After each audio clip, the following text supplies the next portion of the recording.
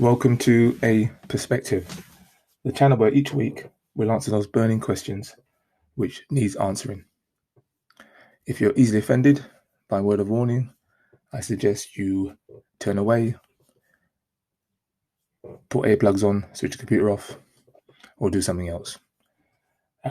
Because these are the issues that we need answering that are not being answered on the radio, on your normal daytime radio.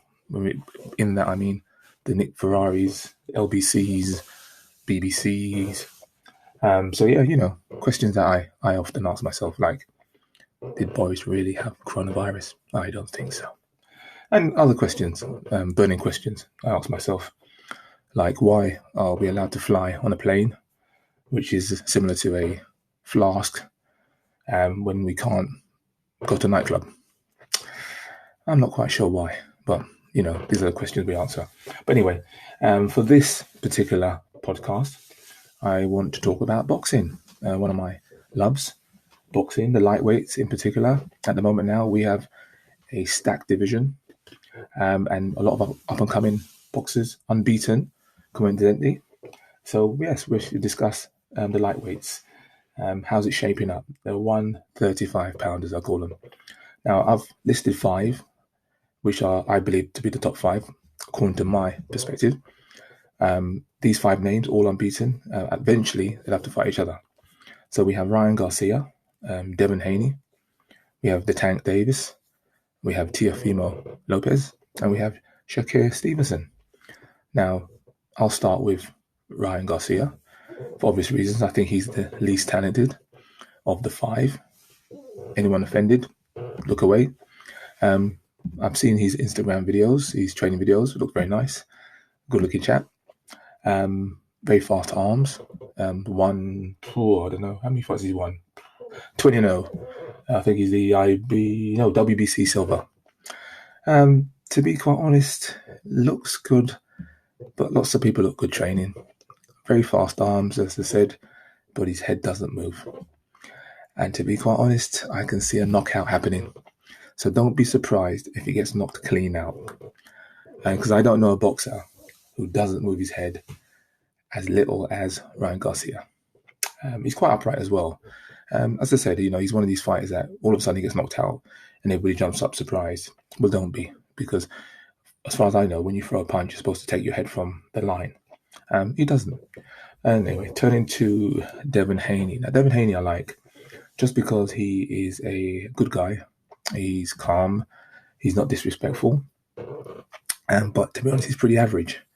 He's got a come forward type of style. He doesn't mind getting exchanging punches. It's a bit like Errol Spence.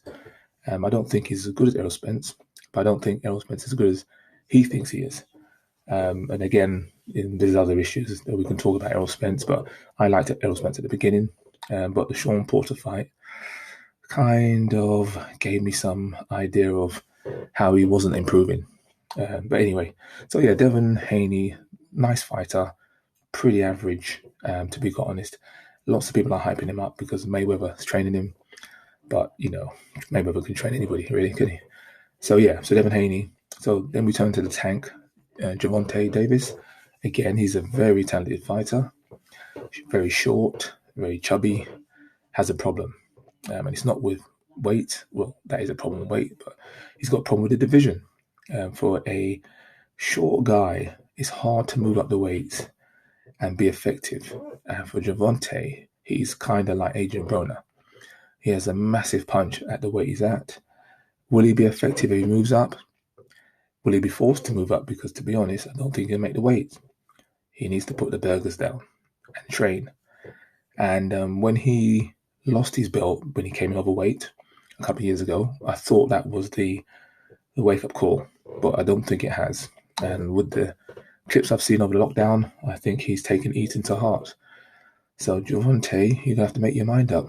Lose weight, stay in your division, or give up boxing. Anyway, turning to my 2 favourite fighters of the up-and-coming lightweights, although both of them are belt holders, 15 and 14-0 respectively, are Teofimo Lopez and Shakir Stevenson. Now, Tiafimo, to me, is ahead of the list only because his body is more developed than Shakir's at this time. Very talented fighter. He's very brash, disrespectful. Takes a bit of the gloss off him. I think he can do all that at the same time and be a bit classy about it. But he's driving up interest. Spectacular knockouts. I think he's bitten off more than he can chew. Because I think that Lomachenko is a lot better than him. Everybody looks at Lomachenko and think, oh, we can do it. It's a money fight, but I think he's going to get schooled.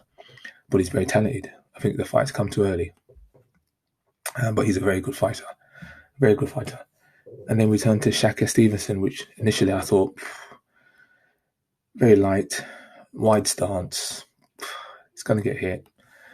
But having watched all his fights, he's developed into a top class fighter.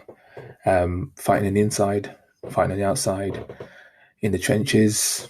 He thinks on his feet.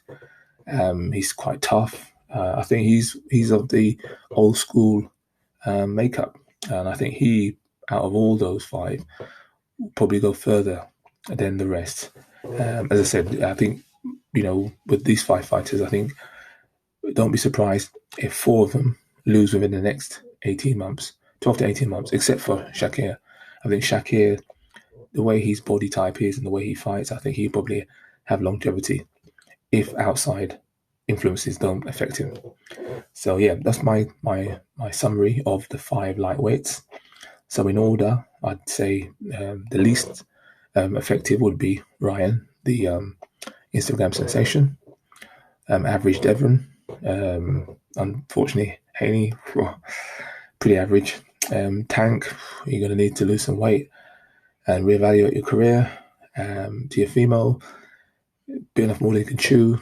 And also, I think what kind of made me realize with Tiafimo, he likes what he likes. I remember his fight, the one before he won the title, and that was the worst I've seen him fight. Not because he fought badly, it's because he had no plan B. He kept doing the same thing and kept getting hit. And I think any top fighter, regardless of a game plan, tend to think on their feet, even when the trainer says, do the same thing. So yeah, that was kind of a negative on his behalf. But I quite like him. But I think that Shakir is the most talented and the most well-rounded out of those five fighters. So there you have it, my perspective on the lightweights. Again, it's my perspective. Obviously, I'm right, but I'm sure you'll have a different outlook. Until next time, when we'll discuss something completely different, or we may discuss another weight class, not the heavyweights, because I refuse to talk about non-boxers. No offense, Joshua. But we'll obviously hit another topic another time. Until then, see ya.